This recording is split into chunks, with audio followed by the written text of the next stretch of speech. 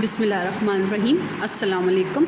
कैसे हैं आप सब लोग? बच्चे ठीक ठाक हैं, खैर खैरियत से हैं। उम्मीद करती हूँ कि आपकी ईद बहुत अच्छी गुजरी होगी। अब हम अपना टॉपिक की तरफ आते हैं। ईद से पहले जो लेक्चर हुए हैं उसमें आप लोगों ने मेरे टास्क की 3 क्वेश्चन मैडम ने आपको डिटेल से समझाए हैं।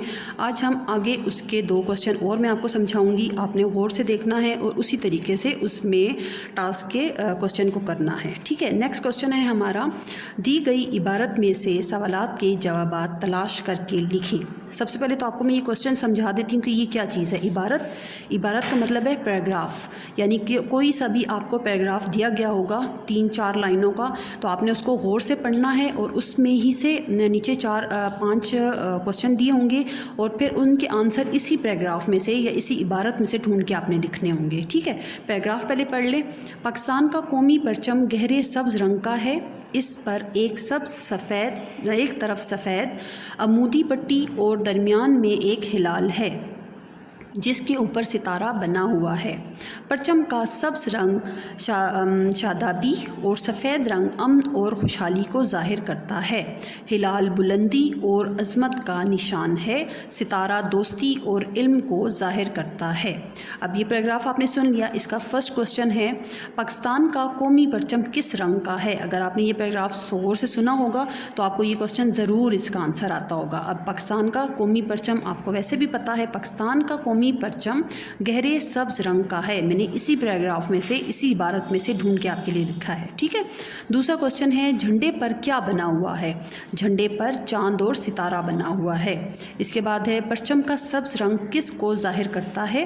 परचम का सब्ज़ रंग शादाबी को ज़ाहिर करता है। ये तमाम आंसर मैंने इसी इबारत में से लिए हैं और आपने भी इसी तरीके से करना है। हिलाल किस चीज़ का निशान है। हिलाल बुलंदी और अज़मत का निशान है। इस इबारत का मुनासिब उन्वान तहरीर करें या लिखें। अच्छा, बाकी 4 क्वेश्चन जो थे वो तो इस इबारत में से लेना है, लेकिन लास्ट क्वेश्चन जो है उन्वान लिखना है, ये हमने ख़ुद से करना है। ये इबारत में से नहीं लेना, यानी ये जो 4 लाइनों की इबारत उन्होंने लिख कर दी है उसका हमने नाम उसके मुताबिक, मतलब जो इबारत में लिखा गया है उसके मुताबिक उसका नाम बनाना है। अब इस इबारत में परचम का जिक्र है, रंग का जिक्र है, झंडे का जिक्र है, तो आपने उसी के मुताबिक बनाना है। मैंने इसका नाम रखा है हमारा परचम। इस इबारत का मुनासिब उन्वान हमारा परचम है। आप हमारा झंडा भी कर सकते हैं, हमारा प्यारा झंडा, हमारा प्यारा परचम, इस तरह के जो आपको इस इबारत के मुताबिक सूट करें आप वो वाला नाम रख सकते हैं, ठीक है। ये क्वेश्चन आपको डिटेल में आपको समझा दिया, आपको यकीनन समझ आ गई होगी। अब हम अपने इसी मेरे टास्क के सेकंड उस पे जाते हैं, क्वेश्चन पे। क्वेश्चन नंबर 2 है, दी गई तस्वीर पर 5 जुमले लिखें। अब जो तस्वीर दी गई है वो मानो यानी बिल्ली की तस्वीर है। आपने इस पे 5 लाइनें, नीचे लाइंस लगाई गई हैं, नंबरिंग भी दी गई है। मैंने 5 लाइनें ये लिखी हैं, आप इसके अलावा लिखेंगे, ठीक है।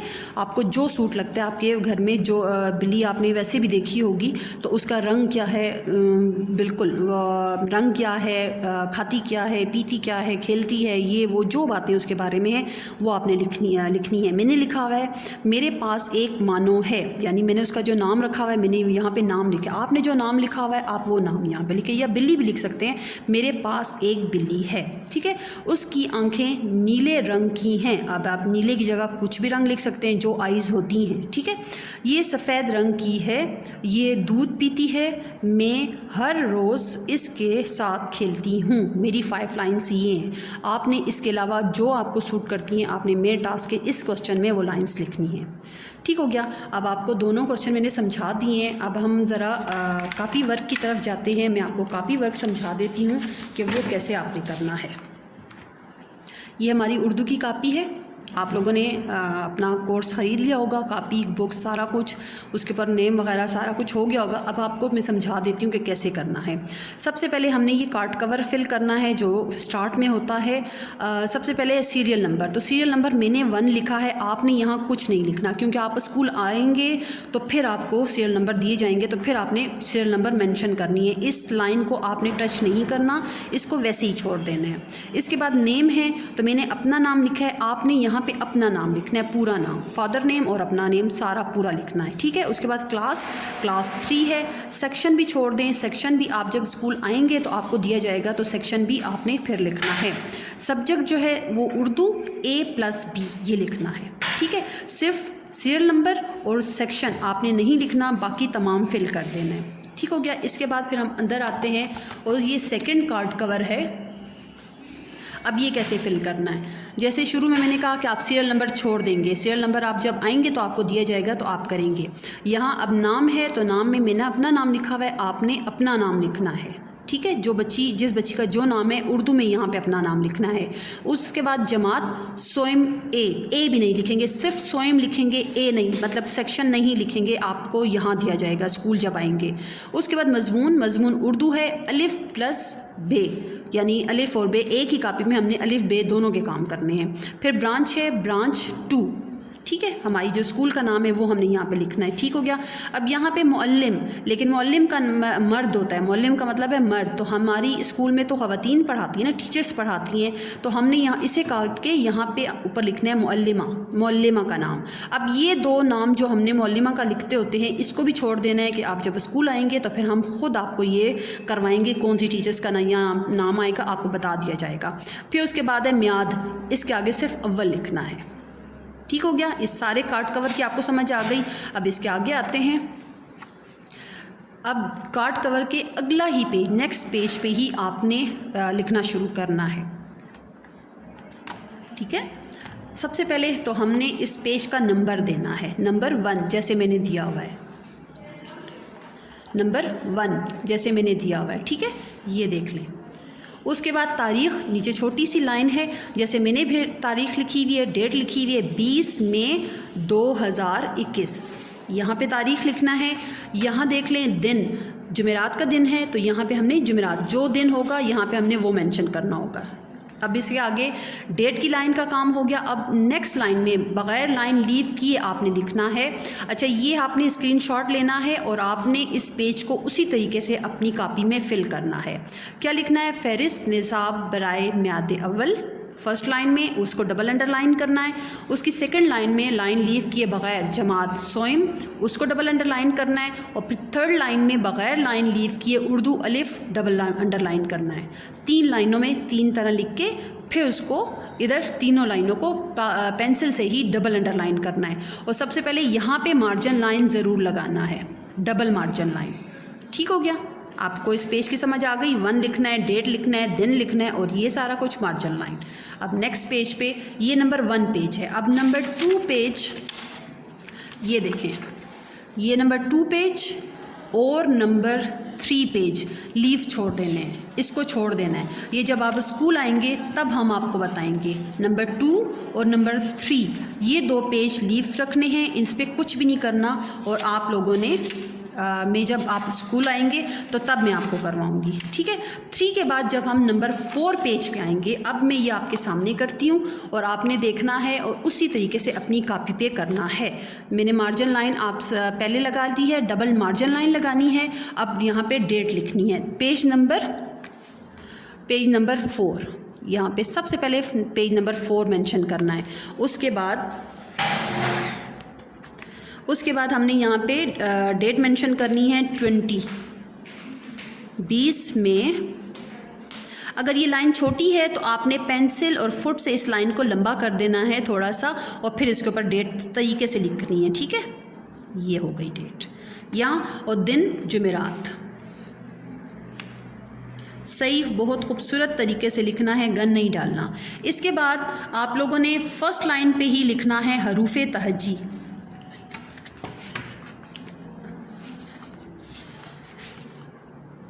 अच्छा जी, यहाँ पे पहले हम डबल मार्जिन लाइन, यहाँ पे हमने बिल्कुल सेंटर में हेडिंग के लिए डबल लाइन, पहले लाइन लगाएं, क्योंकि लिखने के बाद जब हम लाइन लगाते हैं वो तो आधे लफ्ज़ उसमें से गायब हो जाते हैं। ठीक है ना, उस लाइन में नुक्ते चले जाते हैं, वो चले जाते हैं, तो पहले हम इसको अंडरलाइन कर देंगे। अब इसके ऊपर लिखेंगे, ये देखें, अब इसके ऊपर फुट हटा के हमने यहाँ पे लिखना है हरूफे, नीचे ज़ेर छोटी सी, तहज्जी।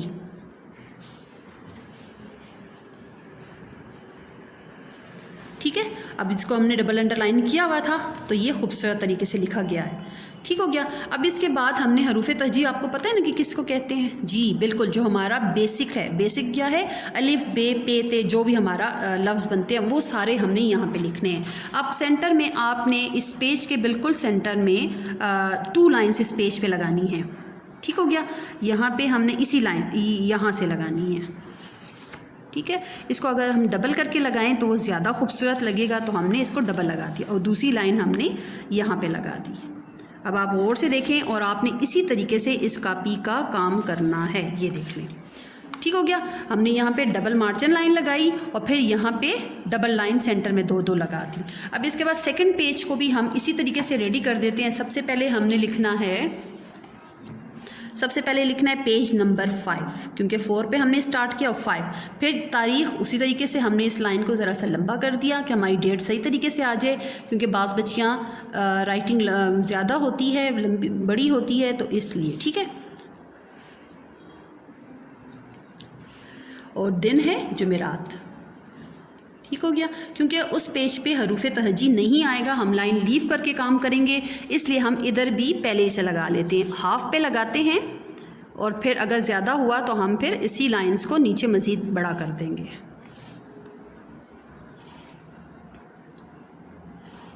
अभी इसकी एंडिंग लाइन नहीं लगाते क्योंकि हम देखेंगे कि कहाँ तक आता है। ठीक है। फिर इसी पेज पे आ जाते हैं, नंबर 4 पेज पे, और यहाँ पे लिखना शुरू करते हैं। सही हो गया। अच्छा जी, हमने जब लिखेंगे तो हमने मेरे साथ साथ लिखें। इसी तरीके से जैसे मैं आपने मेरे साथ शुरू से सारा काम किया, मेरे साथ साथ रखें। अरेज़र अपने पास रखें, क्योंकि अरेज़र इसलिए रखें कि हमारा पेंसिल वर्क है। आपका अगर गलत हो जाता है या कोई मसला हो जाता है तो आप फ़ौरन उसको रब करके उसको सही कर सकते हैं। सही हो गया। आपने ये नहीं करना कि गलत हो गया तो बस उसको पेंसिल से ऐसे लाइन लगा के इस तरह नहीं, उसको रब करना है, क्योंकि पेंसिल वर्क है। अगर हमारा पेन वर्क हो तो फिर वो दूसरा मसला होता है, लेकिन हमारा पेंसिल वर्क है। अब हम मेरे साथ साथ लिखना शुरू करें। आपने यकीनन मेरे साथ पेज रेडी कर लिया होगा, जैसे मैंने पेज रेडी किया है, दोनों 4 और 5। और अब हमने यहाँ पे लिखना शुरू करना है। लिखना आपने इस लाइन से शुरू करना है। हरूफ तहजी वाली लाइन को टच नहीं करना, उससे नेक्स्ट लाइन को टच नहीं करना, नंबर 3 लाइन से हमने लिखना शुरू करना है। ठीक है। यहाँ पे इस साइड पे लिखेंगे अलिफ, ठीक, और इसके सामने फिर अलिफ, क्योंकि हमने हरूफ तहजी फुल और हाफ दोनों करके लिखनी है। ठीक है। अब यहाँ पे आ जाएगा बे। बे हमने फुल लिखना है और सेकंड बे इस कॉर्नर में आएगा, लेकिन ज़रा से इधर उसको हाफ करके लिखना है। ठीक हो गया। बिल्कुल। अलिफ बे,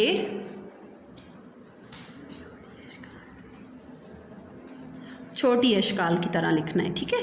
हाफ कह दें या छोटी अशकाल, उसको उस तरीके से लिखना है। पे, पे को भी छोटी अशकाल के साथ लिखना है। पे। ठीक हो गया। अलिफ बे पे, ते, टे, से। आप लोगों ने इसी तरीके से प्यारा प्यारा करके लिखना है, लाइन लीव करके। जैसे मैं लाइन लीव करके लिख रही हूँ ना, आप लोगों ने भी करना है। अब जीम, एक जीम फुल लिखना है। ये जीम इसका लाइन से थोड़ा सा ऊपर आएगा, अच्छा ज़्यादा नहीं, और फिर छोटी अशकाल में जीम। ठीक है। जीम, चे,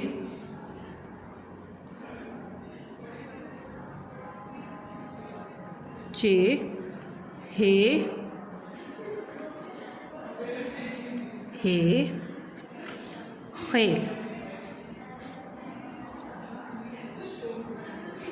खे। ठीक हो गया। दाल, दाल, जाल,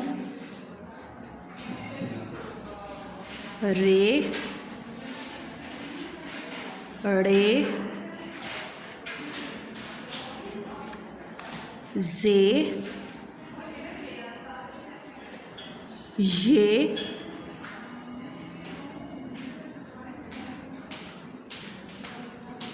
सीन,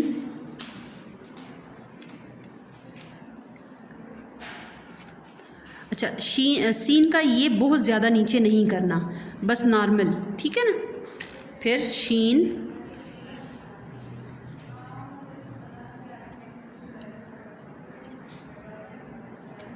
स्वात, इसको भी ज़्यादा नीचे नहीं करना, ज़्वात,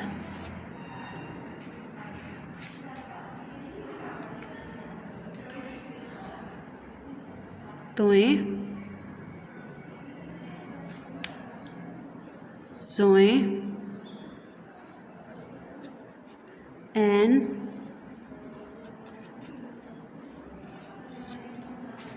अब इस पेज पे आ जाते हैं।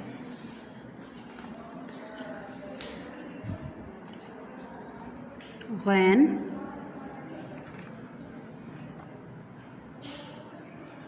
फे,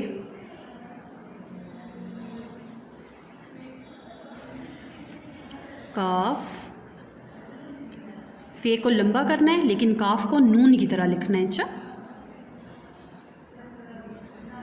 काफ, गाफ,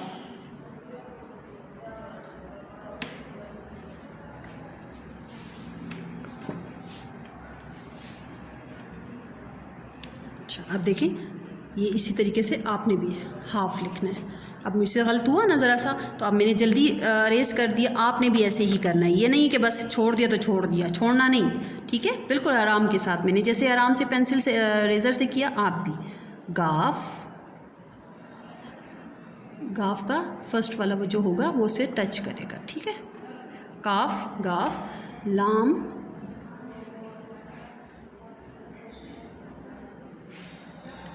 मीम,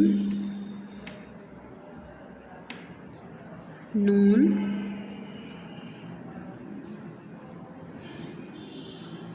वाव, हे, हमज़ा, छोटी ये, बड़ी ये।